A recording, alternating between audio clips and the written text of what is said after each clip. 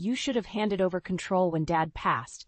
Brielle's voice cut through the noise like a knife through butter. This is our chance to sell and make a real profit. My heart stuttered as I peered around the corner, spotting my cousin deep in conversation with Ethan, my fiancé of 3 years. They huddled near the bar, oblivious to my eavesdropping presence at our winery's annual harvest party. I'm in, Ethan murmured with a solemn nod. We'll tell Avery after securing the deal. She won't be able to refuse once the money's on the table. Bile rose in my throat as the truth slammed into me. My own family, my supposed loved ones, plotting to steal away my father's life's work, everything I'd sacrificed to preserve. Trembling, I stormed away, desperate for space to process the gut-wrenching betrayal. Tears blurred my vision as I fled through the vineyard's rows, the muffled sounds of celebration fading behind me. How could they? After all the blood, sweat, and tears I'd poured into this place, into keeping Dad's dream alive. And Ethan? The man I'd planned to marry, willing to strip me of my legacy for profit. The vines stretched endlessly in every direction, mirroring the tangled maze of shock and rage clawing at my chest. I stumbled forward, uncaring of the twigs snagging my dress or the chill night air whipping across my face. It wasn't until I reached the secluded corner where Dad's favorite rosebush grew that I finally crumpled to the ground in anguished sobs. The petals glistened with dew, oblivious to my shattering world.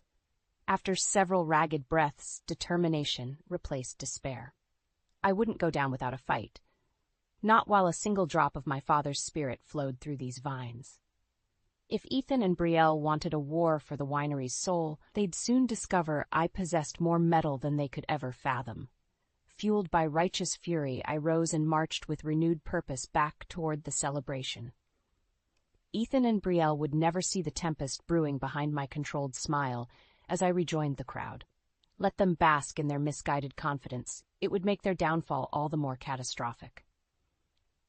I was the master of this vineyard, and by night's end, I'd have the perfect scheme to protect Dad's legacy at all costs. In the days following the harvest party, I played the role of the oblivious fiancé to perfection. Ethan remained affectionate, his gentle kisses and soft caresses mere rehearsed performances masking his deceit. "How was your meeting with the marketing team?" he asked over dinner one evening, his hazel eyes betraying not a glimmer of guilt. I forced a smile. "Productive. We've got some exciting new campaigns in the works." Ethan nodded, shoveling a forkful of pasta into his mouth. "That's great, babe. I know how hard you've been working to take the winery to new heights." The blatant hypocrisy nearly made me gag. While he spouted meaningless platitudes, I secretly gathered evidence, piecing together the full extent of his treachery with Brielle. Tapping into the winery's financial records and encrypted communications, I discovered their embezzlement stretched back months, funds they'd been funneling into an offshore account. Printouts detailing dozens of wire transfers lay scattered across my office desk like damning puzzle pieces. My blood boiled as I connected their illicit money trail to meetings with corporate bigwigs, vultures eager to devour my family's legacy. "You lying, grasping snakes," I seethed through gritted teeth. The office door creaked open, and Lucia, my most trusted employee, stepped in with a concerned frown. "Everything okay, Miss Connors?" I waved her inside and gestured to the documents. "See for yourself. My dear fiancé and cousin have been stabbing us in the back for months, setting up a sale to that blood-sucking conglomerate we've been fighting off." Lucia's eyes widened in horror as she scanned the records. "Those maneuvers, how could they?" "Greed and self-preservation," I spat. "Ethan's likely counting on making me the rank-and-file winery bitch once the deal is done." I slammed my fist on the desk, delighting in Lucia's startled flinch. "But they're gravely mistaken if they think I'll roll over without bringing the entire facade crumbling down on their heads." Lucia swallowed hard, her voice wavering. "What are you going to do?" A wicked grin stretched across my face as the seeds of vengeance took root. "I'm going to remind them why you don't dispense with honor among thieves." The next morning, I strode into Marcia Blackwood's prestigious law office, evidence folder in hand. If anyone could help dismantle Ethan and Brielle's underhanded scheme, it was Marcia, a brilliant legal shark with a reputation for devouring corporate sleazeballs. Miss Connors, her assistant, ushered me inside. Miss Blackwood is expecting you. I found the renowned attorney studying a stack of documents behind her imposing mahogany desk. Razor-sharp eyes scrutinized me over the rim of her glasses as I approached. "You certainly have a flair for dramatic entrances," Marcia said dryly. "I hope, for your sake, you've brought me something substantial." Wordlessly, I handed over the folder and waited as she flipped through the incriminating paperwork. Bank statements, encrypted emails, everything I'd compiled on the betrayal. Marcia's practiced mask of stoicism slipped, her eyebrows arching in disbelief. "This is unbelievable. Your own family conspiring against you in broad daylight." I stifled the urge to snap. Try having that realization slap you across the face. Instead, I simply nodded. "Can you help me take them down?" My voice remained steady, devoid of the raging storm churning beneath my composed exterior. "I want to bury Ethan and Brielle under the full weight of legal and public retribution." A predatory glint flickered in Marcia's eyes, the look of a tiger scenting blood on the wind. "Oh, I'll do more than that, Miss Connors. By the time we're through, their reputations and freedom will be torn asunder. They'll be left destitute, forced to slink away from this valley with their tails between their legs." My lips curved into a vindictive smile, already envisioning the devastation I'd rain down upon the traitorous snakes slithering in my midst. Over the ensuing days, Marcia and I constructed an impenetrable counteroffensive, rallying allies in preparation to obliterate Ethan and Brielle's scheme. Anthony, my winery's head vintner, eagerly supplied information to undermine their corporate dealings. Jackson, our top sales rep, helped divert funds and reroute profitable distribution contracts. Kara in marketing launched a campaign showcasing our heritage and community ties, the very soul they aimed to ravage for profit. With each ally recruited and asset secured, the day of reckoning crept inexorably closer. Ethan and Brielle carried on clueless, their arrogance blinding them to the crumbling ground beneath their feet. I could hardly wait to cement the trapdoor's collapse and revel in their pathetic, well-deserved downfall. The first strike hit with precise, surgical brutality. This just in. Financial records have surfaced exposing embezzlement and corporate fraud at Connor Family Vineyards, the local news anchor announced in a grave tone. Sources indicate Chief Marketing Officer Ethan Baxter and Deputy Manager Brielle Evans have been funneling company assets into overseas accounts for personal gain. I watched with wicked satisfaction as the damning report flashed on the TV, my finger hovering over the pause button. Frozen on screen, Ethan and Brielle's faces contorted in horror. A perfect captured memory. In the ensuing days, a merciless barrage of legal filings and media leaks descended upon the conspirators. Marcia worked tirelessly, slapping them with criminal charges while ensuring every salacious allegation dominated headlines. Ethan confronted me in a heated parking lot showdown, his usually polished veneer cracked and disheveled. "Why are you doing this?" he demanded through clenched teeth, eyes wild and desperate. "We were going to set you up with a nice payoff, more than enough to retire comfortably." I laughed in his face, loud and mocking. "And let you thieves bleed my father's legacy dry? Spend his life's work on foosball tables and degenerate thrill-seeking?" The venom in my tone seemed to shrink him before my very eyes. "You deluded yourself into thinking I'd just hand over the keys and walk away once the money hit my account, that I'd forsake my responsibilities, my duties as Connor heir." Poking his chest with each enunciated word, I leaned until our faces were mere inches apart. "You miscalculated. Badly." Ethan recoiled, his expression incredulous. "So that's it? You'd rather watch everything burn than compromise?" Meeting his gaze with frigid certainty, I replied, "Some legacies are worth martyring over." With that, I spun on my heel and strutted away, leaving him to stew in his shattered delusions.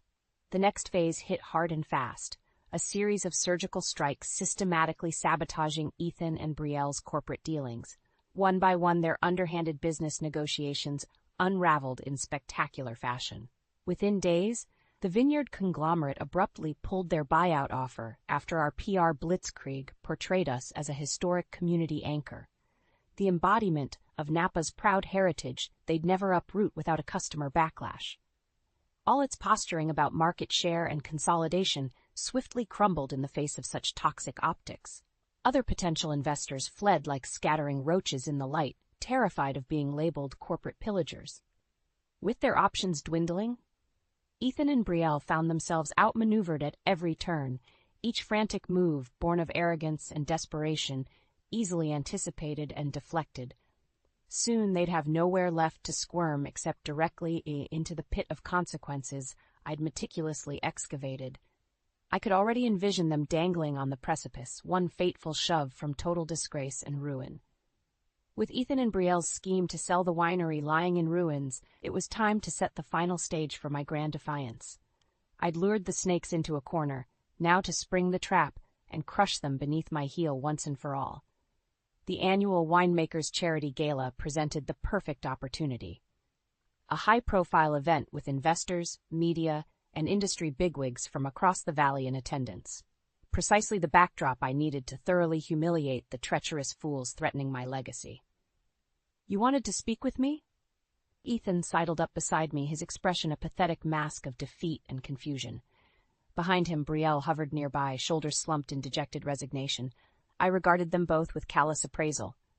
"Yes, there's an important matter we need to discuss at the gala tonight. A major announcement regarding the winery's future." Ethan's brow furrowed as he processed my words. "You mean?" "Exactly." I allowed a calculated pause, lips curving into a razor-thin smile. "I think it's time I abdicated control and allowed the next generation to steer Connor Vineyards forward, with all our supporters present to bear witness." His features slackened in apparent relief, and I had to stifle a derisive snort. If only he knew the profound depths of his delusion. I don't know what to say," he stammered out. "Thank you for finally seeing reason, Avery. I promise Brielle and I will make you proud with the new direction." "Save your platitudes." I cut him off with a dismissive wave. "Just be prepared to embrace your role on the stage tonight. It'll be a performance neither of you will ever forget." As the gala commenced a few hours later, tensions simmered just beneath the celebratory surface. Ethan and Brielle worked the crowds with artificial cheer, confidence buoyed by hubris and ignorance. They fully expected this evening to mark their ascension as winery overloads, a private victory party attended by the entire valley's elite. Little did the self-deluded fools realize the event heralded lost-doomed downfall, orchestrated by the very woman they sought to disenfranchise. Their humiliation would be gloriously public, a final legacy-staining trauma to complement the mountain of legal consequences still to come. Enjoying the evening? I sidled up to them with 2 fresh glasses of crisp Chardonnay, every inch the gracious hostess. Brielle accepted her drink, green eyes glinting with avarice. "It's just the start of many more to come under our management." "About that." I raised my glass in preparation for a toast. "I believe I promised a special announcement tonight?" Ethan's face broke into an eager grin, gobbling up the bait with reckless desperation. "You finally saw the light. We're ready to lead the winery into a new prosperous era." Seizing the moment, I strode up onto the stage and seized the microphone, my voice amplifying across the hushed ballroom with authority. "Esteemed guests, as many of you know, this gala celebrates not just the year's harvest, but the bonds of community, heritage, and family." I paused, letting the pregnant silence saturate the air like a heavy fog. "Therefore, it is with great dismay I must reveal there are snakes in our midst." Pitching my voice to drip with disdain, I turned a piercing glare upon Ethan and Brielle's ashen faces. Snake who've been siphoning profits into offshore accounts and orchestrating an illegal sale to corporate raiders, all in a selfish ploy to steal what isn't theirs. The room erupted in shocked gasps and furious murmurs. Ethan gaped at me in abject horror, his knees visibly trembling. Score 1 for catching the rats by surprise. "But take heart, my friends," I continued, allowing a vindicated smile. "For I've spent months unraveling this scheme and constructed a righteous counterattack to preserve the heart and soul of Connor Vineyards. And as we speak, law enforcement is en route to apprehend the conspirators and abate this betrayal once and for all." That caused another thunderous roar to swell, this one of cheers and applause from the assembled guests. Ethan and Brielle could only stand frozen, their traitorous aspirations rejected in the most grandiose, humiliating forum imaginable. This was more than just the death of their scheme, it was the public immolation of their dreams, their reputations irrevocably stained for all to witness. smile widening to bask in their torment. I locked eyes with Ethan, allowing my voice to rise above the raucous din in one final damning declaration. And so ends the inglorious paths of those foolish enough to betray Connor family vineyards. The silence that followed my declaration was electric, charged with 1,000 unvoiced gasps and accusations. Every eye in the gala burned into Ethan and Brielle, the snakes exposed in their traitorous coils. Clutching the microphone, I drank in the moment, savoring their abject humiliation as event security closed in to apprehend them. There would be no escape, no last-minute reprieve to salvage their crumbling reputations.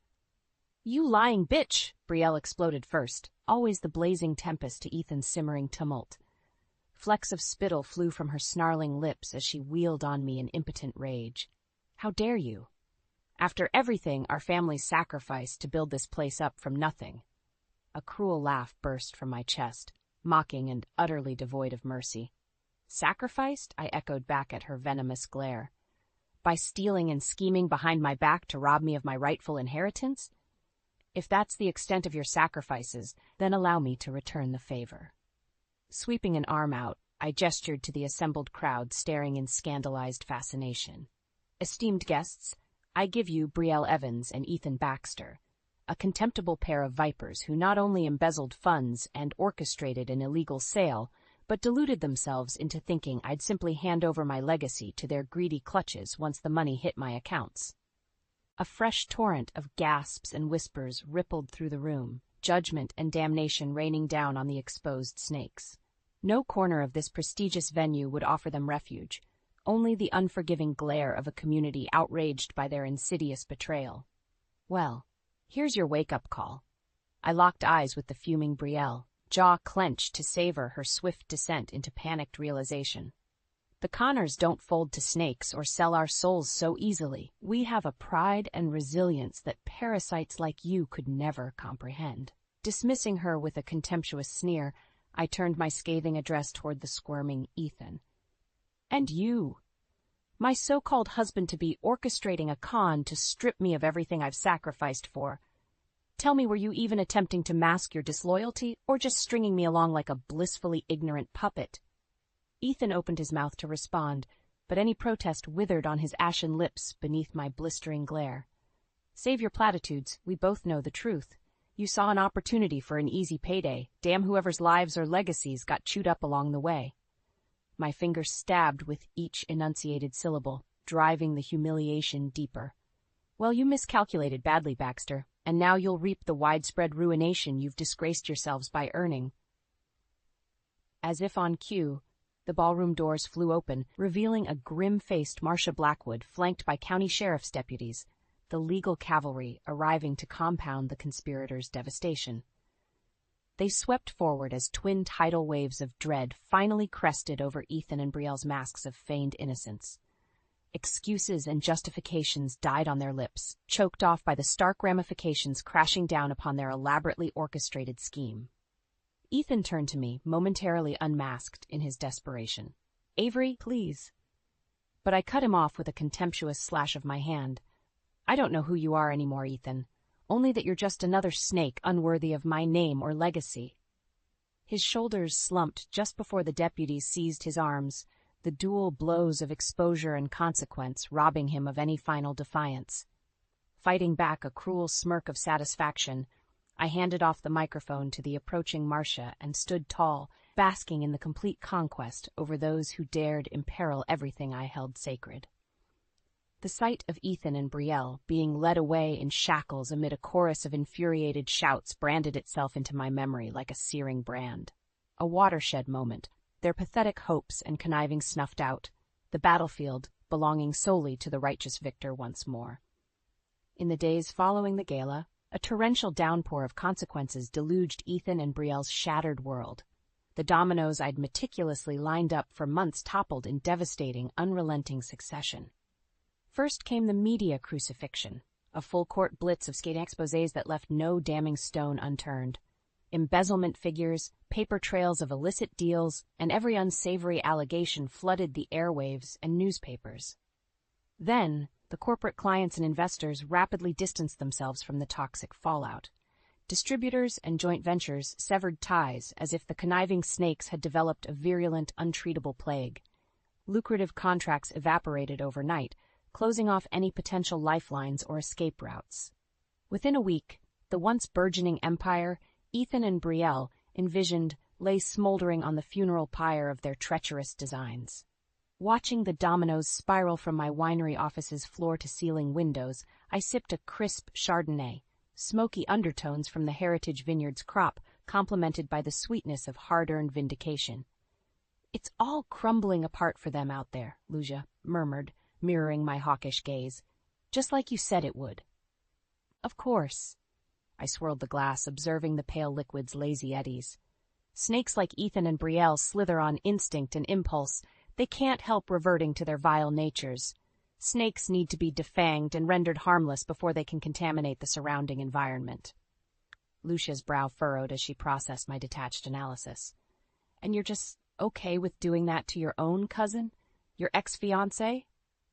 A wintry smirk tugged at the corners of my lips. "I am the master of this vineyard, Lucia. Those sorts of personal entanglements and sentiments are luxuries I cannot afford to entertain, not when the stakes are so monumental." Shaking her head slowly, she shifted her gaze back outside. "I don't know how you have the stomach for it. All this, coldly dismantling their lives." "It's not about vengeance or settling scores," I replied evenly. This was always about upholding the values and legacy my father imparented upon these vines. Some degradation simply cannot be allowed to take root. A brief lull stretched between us as the enormity of the situation resonated. After a few thoughtful sips, I broke the silence. "We're in the final throes now. Ethan and Brielle's reputations are decimated beyond repair, their underhanded ambitions rendered stillborn." My finger traced the path of a large truck pulling away from a nearby warehouse, the last dribbles being siphoned off their illicit overseas accounts and asset seizures. Soon, their ill-gotten windfalls will be returned to their rightful place, and they'll be left as they began, common graspers stripped of all influence and credibility. A grim smile etched across my features as I envisioned them reaping the whirlwind of their own making. No prison could confine them as completely as the reputations and futures they'd willingly immolated on the altar of greed and treachery. Every eye would forever gaze upon them and see only the parasites who betrayed family and legacy for a quick payday, irredeemable snakes expelled from their padded Eden into the wilderness of permanent societal exile. A more comprehensive immolation than anything I could have orchestrated by sheer force of will. "It's the perfect karmic justice," I declared, clinking my glass against Lucia's in a muted toast. "They'll never hold power or influence in this valley or respected circles ever again." As the crystal chimed, my gaze drifted over the sprawling vineyards basking in the valley's reflected emerald glow. The spark of renewal and reinvigoration already gathered on the horizon, possibilities blossoming like a new bountiful harvest yet to be plucked. My family's righteous legacy endured, burnished anew while the snakes shriveled and expired, warnings to any who dared stake foolish claims against its roots. I would ensure the winery's spiritual heart stemmed strong and proud in the aftermath. This land and its fruits would continue upholding the honored Connor's name long after Ethan and Brielle faded from memory like the meaningless parasites they were. Order had been restored, karmic balance achieved with a ruthless, defensive precision. In the aftermath of Ethan and Brielle's disgrace, an unsettled quiet descended upon the vineyards, the calm before a new season of growth and rebirth took root. I stood alone amid the pruned vines, calloused fingers tracing the gnarled bark, as the first whispers of spring's rejuvenation danced on the crisp morning breeze. The heady, fertile scents served as a poignant reminder of the perpetual cycles governing our world. Decay always preceded new life flourishing from the fallow remnants. Closing my eyes, I inhaled deeply and permitted myself a faint, rueful smile. Ethan and Brielle were experiencing that harsh transition now, reaping the bitter harvest they'd sown through arrogance and betrayal. Once vitally connected to this sacred valley's lifeblood, they now found themselves permanently severed, withered husks left behind as the next evolution in Connor Vineyards progressed without them. "You look entirely too philosophical for someone clutching pruning shears." Anthony's gruff voice shook me from my reverie. I cracked open one eye to find the cantankerous old vintner shuffling up beside me, shotgun slung over his shoulder in his usual curmudgeonly fashion.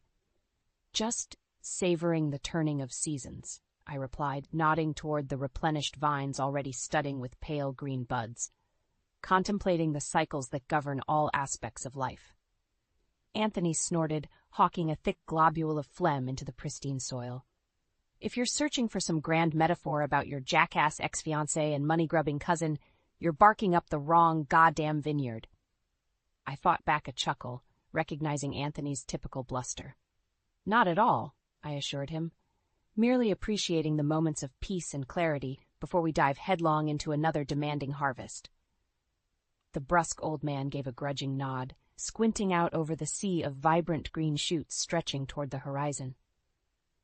"Well, at least you finally evicted those parasitic rats mucking about in the wine cellar," he growled. "Spat enough dealing with aphids and mildew without vermin infestations threatening to strangle the whole operation." His crass wisdom struck an unexpected chord of sanguine appreciation within me.